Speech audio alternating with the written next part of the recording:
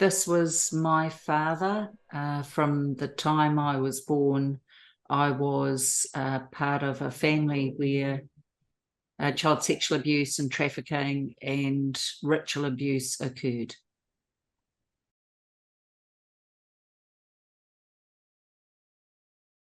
A typical experience for me would be being woken up, taken out of my bed and pulled down to the van where my father would roughly throw me in. There I would be taken to the group that would perform the abuse and the satanic ritual abuse. So this is a group well known across the world, Freemasons. They would, I was trafficked to them as well, and sometimes as a group and sometimes as individuals. And these were men who my father got to know very well over time, but he would take me in to their meeting, and then we would go into the antechamber, and there would be other children, and we would be lined up. There would be a nurse in one part of that chamber and a doctor would be alongside. The nurse would check us and the doctor would administer an injection. This was some form of barbiturate. I don't know what it was, but it made us children malleable and less anxious. Then we would be taken into the main chamber, and there we would be laid out in a ritualistic format, like a compass with points on it, and then the chanting would begin. So that was a typical example for me. That was a very common occurrence once a month at the Freemasons, and then other times throughout the year at specific events they would hold. So that would be more likely to be rural or out in the country. So a typical ritualistic event from when I was younger, under 10, was to have animals in there that were killed. So one example was there was a little lamb in there that had its throat cut, and we were required to not just put our hands into the blood and do some sort of symbolic sign onto others, so onto other children that they would then do onto me, but we were also required to drink it. During those ritualistic experiences and sessions, there were children that would be discussed as needing to be sacrificed. Now, for a lot of years, I didn't remember that particular experience, but I do now because my name was mentioned. And for me, I was beyond terrified, because what that would mean is if they were going to sacrifice me, it wasn't going to be done in a simple way. It would be, I would be knifed, dissected, and then passed around. So I think for me, what happened was my father was talking to the Grand Master, who was the lead in all of this, the top Freemason there.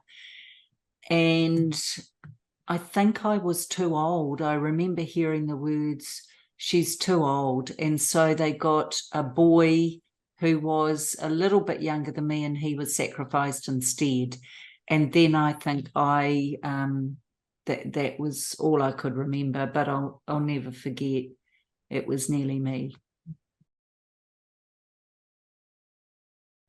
Okay, so where I experienced all of this was Freemasons have lodges throughout the world, but in our country, and they're quite recognizable because the windows are all covered up, and it's almost like secrets are being held. And yes, they definitely are being held, but the ritualistic abuse would take place within those walls. Equally, when there was a celebration, so I'm thinking of May Day, for instance, there would be a big gathering from across New Zealand, and there would be many, many, many people there, and loads of children would be brought in, including me. And I remember a big long driveway. It was out in West Auckland, and it was in the country, and it was a massive big long driveway, and at the end were cop cars. And in those days back in New Zealand, it was black and white paddy wagons, so black and white cars were our New Zealand police. Now, whether or not they were involved or whether they were guarding the property, they were complicit in the satanic ritual abuse. Remember, we were heavily drugged and sedated. It was part of the ritual, actually, to drug children. I believe it wasn't just the drugging. I believe there was mind control. And when I say that, I'm talking about the chanting that would occur.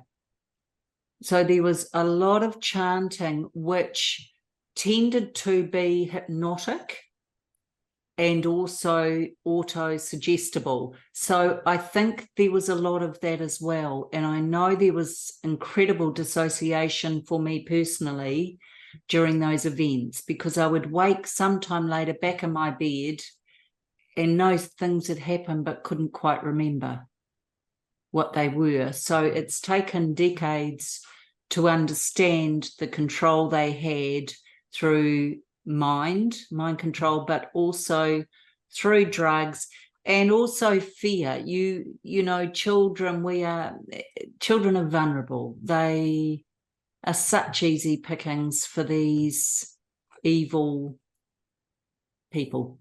It was one night I tried to save a little boy. He was crying and he was really distraught, and I knew he was calling attention to himself and that they would not hesitate to sacrifice him. So I tried to talk to him and tried to calm him down and told him a nursery rhyme or a song. I can't quite remember which. But as a result of that, my punishment, when I got home, the dog's head was cut off, and I had to sleep on the pillow with the dog's head. So that ensured I never did anything again. I think the worst experience was one I've spoken to, which was that younger child. Instead of me being sacrificed, he was. And I remember it.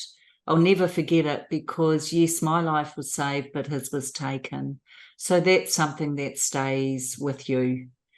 That doesn't go away easily. Yeah, look, beautiful people watching. You know, if you're watching this, you're interested and you possibly already believe what you've been hearing.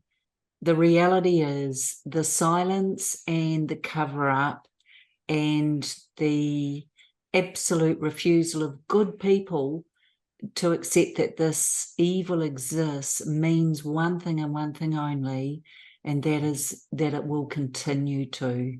So please, you've got great people in this project who are speaking out, and we just want to stop this. So that's my message. Thank you so much for watching.